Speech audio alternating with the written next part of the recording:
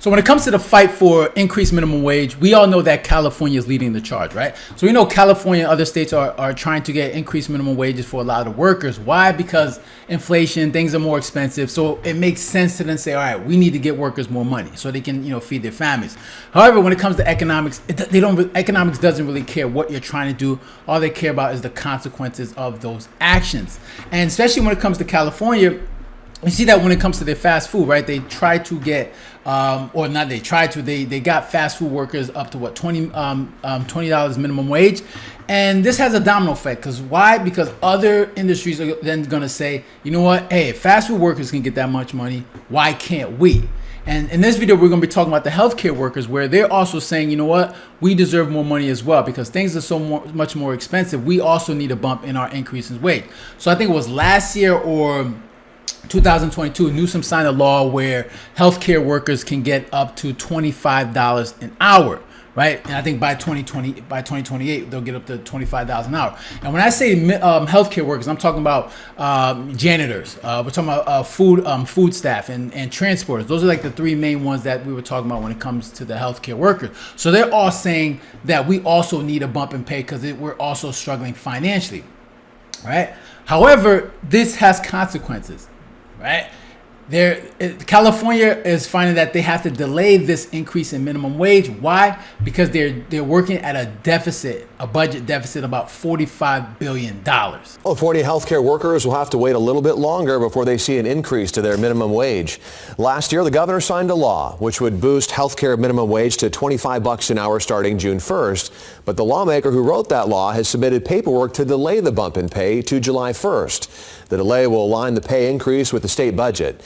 It'll require a 2/3 vote from the legislature. Delaying this law has been at the center of budget talks between the governor and the legislature.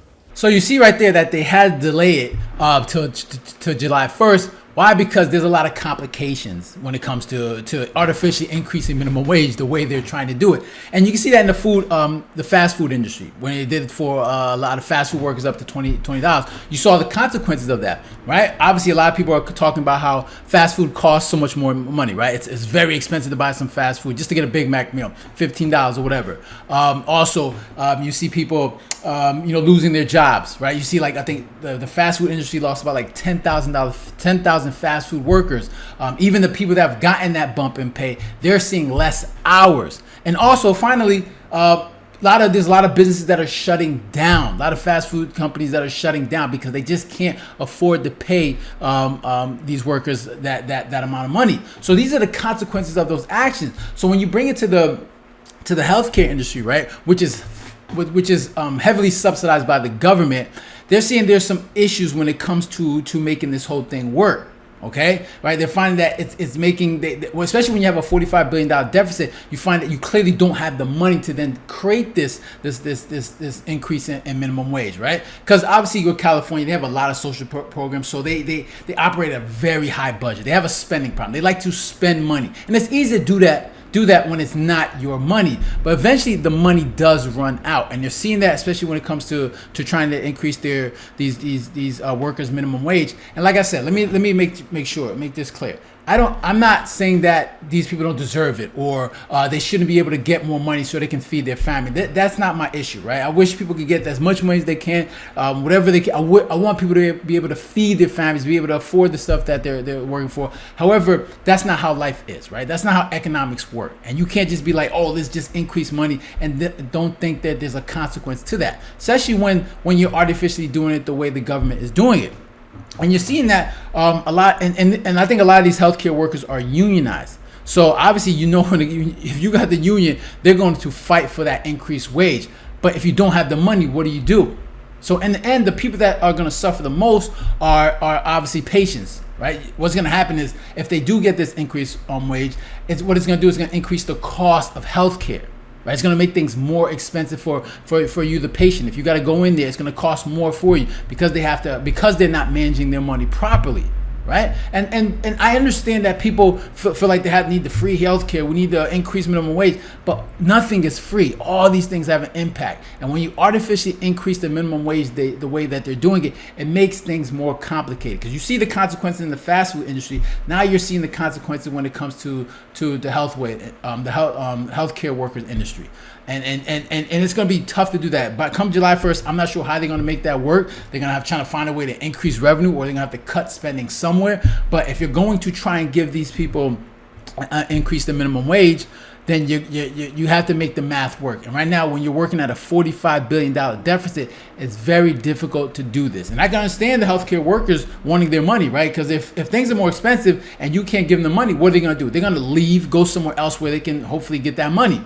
It's going to be tough because they're going to find out, what people are willing to pay for their skills, and they might be disappointed. So it's going to be a difficult process to see what they're doing. But what I also want to show you guys is, let me see, Stossel, his name. All right, so this is John Stossel, his YouTube channel, right? He breaks it down. He breaks this down much better. Like he'll breaks down the economics of this. And so take a look at this video so you can see what he's talking about. What did they do? Well, California's political geniuses, in the name of helping workers, have once again passed a law that kills jobs. The minimum wage for fast food workers will rise to $20 an hour. We need this. We need this so bad. We need this, says this union activist. And in California, what unions want, they generally get. We fight! We win! California approved the higher minimum just for fast food workers. We did this. My workers, we did this. But what they really did was lose nearly 10,000 fast food jobs. Pizza. And that's the thing, people don't understand that when you do that, you're going to lose a lot of jobs, because look at businesses run at a budget, right? They have a budget. They spend a certain amount of money when it comes to their employees. So when you're telling business they have to increase their wages, their budget doesn't change, right? What's going to change is they're gonna have to reduce staff. They're going to reduce the hours of the staff that they do keep, and they're going to increase the cost of the products that they sell, right? They're going to transfer that cost over to the consumer. So these are the consequences. So when you see the healthcare industry, now that you're finding it's very difficult to actually, to increase the wages of those healthcare workers. The hot preemptively laid off 1,200 delivery drivers like Michael Ojeda. What's the point of the raise if you don't have a job anymore? The new law also caused prices to rise. A reporter asked Governor Newsom. Can Californians expect the prices of their McDonald's and Starbucks to go up? I've heard that rhetoric before, and it didn't happen. But it did happen. In this case, even before the new minimum took effect. McDonald's, Chipotle, and Starbucks already saying they plan to raise prices to offset the rising labor costs. And there was other damage. Some restaurants said, we're no longer hiring. We're not growing in the state anymore. Others just closed. The owner of this restaurant texted. I couldn't survive the mandated wage increases. And now that the $20 minimum's taken effect, restaurants in the state have increased prices by 10% faster than all other states. A cup of Starbucks coffee may now cost 15% more. A Chipotle chicken burrito, 8% more. Thank you for making this happen. How can California's politicians be so foolish? Don't they know about supply and demand? If you force people to raise wages, they'll either raise prices, cut jobs, or replace workers with machines. Almost everything here is made by machines. The fries by a robot called Flippy. The politician. And this is it, man. And that's the thing. And that's, John Stossel, check out his channel. He gives a great breakdown of that whole thing. But yeah, this is the thing. Like, a lot of these politicians, either they don't understand the consequences, or they just don't care.